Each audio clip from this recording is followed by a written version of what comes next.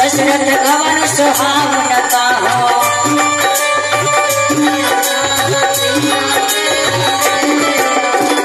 नवनगर आनंद उछाहु दशरथ गवन सुहावन कहो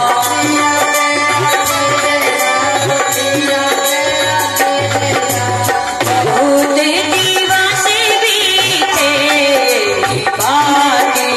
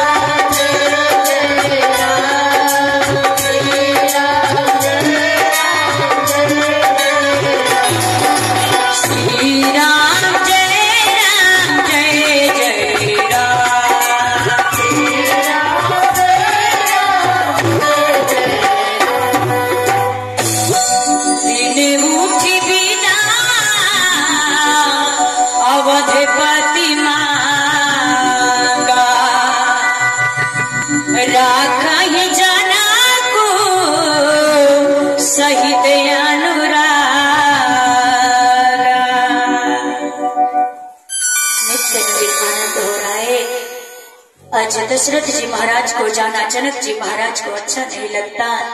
देखिए एक पिता पुत्री का कैसे कन्यादान कर देता है।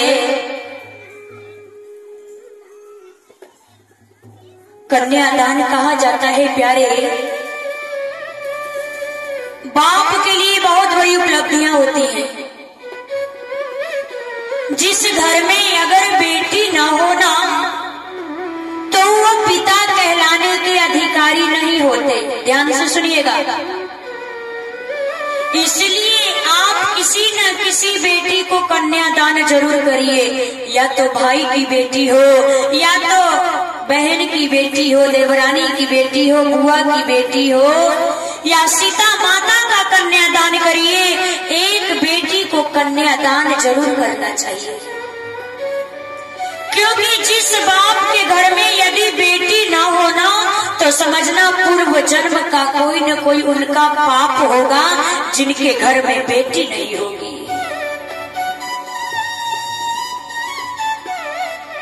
और एक बाप बेटी को विदा करता है, इतना करोड़ों करोड़ धन खर्च करके, उसके बाद से भी विवाह के दामाद के सामने करवध प्रार्थना करता है और कहता है, ये कन्या रूपी रतन में तुझको आज समर्पण करता हूँ और निज हृदय का प्यारा टुकड़ा तुमको अर्पण करता हूँ। तुम द्वारी पे आए हो मेरे, मैं क्या सेवा कर सकता हूँ। तुम द्वारे पे आए हो मेरे, मैं क्या सेवा कर सकता हूँ, और निज हृदय का प्यारा टुकड़ा तुमको अर्पण करता हूँ। और वो पिता कहता है, माँ के ममता की आंखों का सागर और मेरे आंगन का तारा है। माँ के ममता की आंखों का सागर और मेरे आंगन का तारा है। और मैं अब तक जान न पाया कि इस पर अधिकार तुम्हारा है, और अब तक मैं जान न पाया कि इस पर अधिकार तुम्हारा है। तुम द्वारे पे आए हो मेरे, मैं क्या सेवा कर सकता हूँ, और निज हृदय का प्यारा टुकड़ा तुमको अर्पण करता हूँ। वो बाप कहता है कि इस कलेजे के टुकड़े को मैंने सहेज के रखा, और आज तक मैं जान नहीं पाया कि इस कलेजे के टुकड़े पे तुम्हारा अधिकार है। आज तक तो मैं यही समझता था कि इस पे अधिकार मेरा है, लेकिन आज जब वो बेटी का कन्यादान करके एक पिता विदा करता है, आप समस्त मिथिलावासी यहाँ बैठे हैं, जिन जिन लोगों ने अपने बेटी को विवाह करके ससुराल में कन्यादान करके भेज दिए होंगे, आज आप सब लोग एक पल उस पल को याद करके देखिए कि जिस समय आपने अपने बेटी का कन्यादान करके दूसरे के यहाँ घर में भेज दिया है,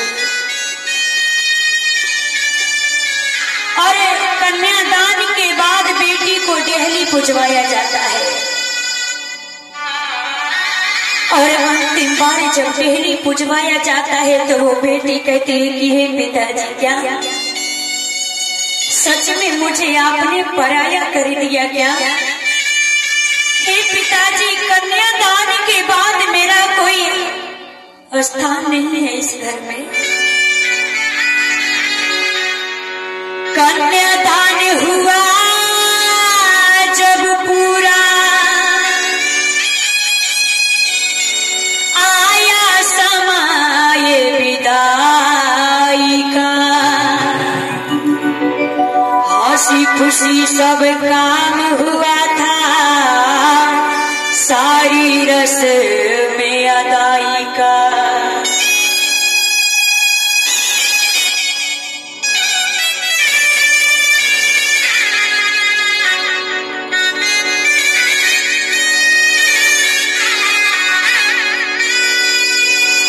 कन्यादान हुआ जब पूरा, आया समय विदाई का, हंसी खुशी सब काम हुआ था, सारी रस में अदाई का। कि बेटी के उसके तस्वर ने बाबुल को झकझोर दिया,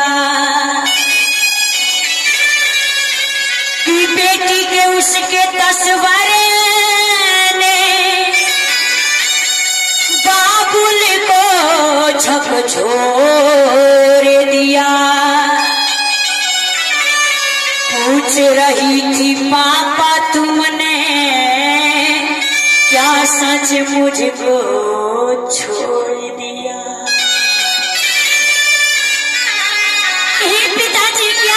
आज आपने सचमुच में मुझे छोड़ दिया क्या? आज मुझे पराया कर दिया, आज से मुझे नहीं बुलाएंगे? कि अपने आंगन की फुलवारी मुझको सदा कहा तुमने, कि अपने आंगन की फुलवारी मुझको सदा कहा तुमने, और मेरे रोने को बिल्कुल नहीं सहा तुमने।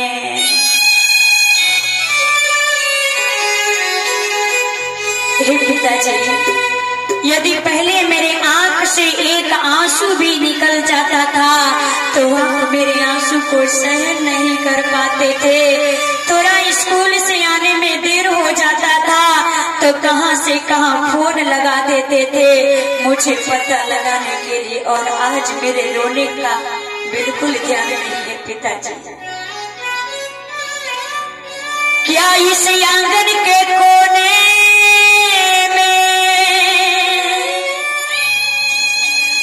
मेरा कुछ स्थान नहीं, और मेरे रोने का पापा बिल्कुल तुमको ध्यान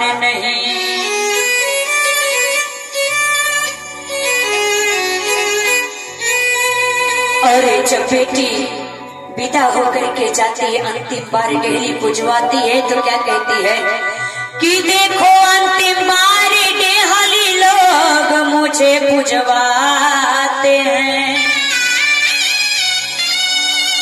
कि देखो अंतिम बार डेहली लोग मुझे पुजवाते हैं, आकर के पापा क्यों इनको आप नहीं धमकाते हैं। पिताजी आप इन्हें आकर के धमकाते क्यों नहीं हैं, ये मुझे जबरदस्ती लेकर के जा रहे हैं। और बेटी जैसे ही कहती है तो पिता ने कहा बेटी अब तो तू पराई हो गई बेटी आज से मेरे घर से। तो बेटी क्या कहती है, नहीं रोकते चाचा ताऊ,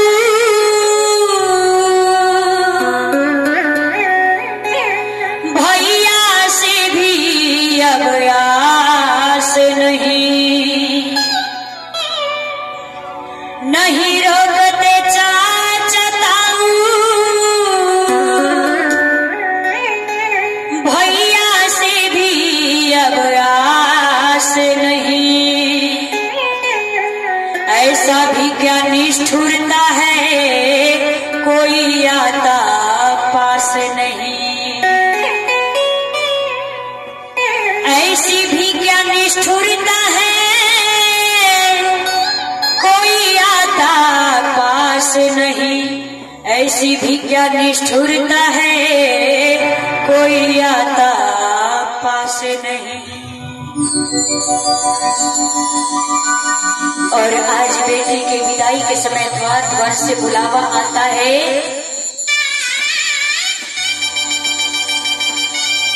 कि देखो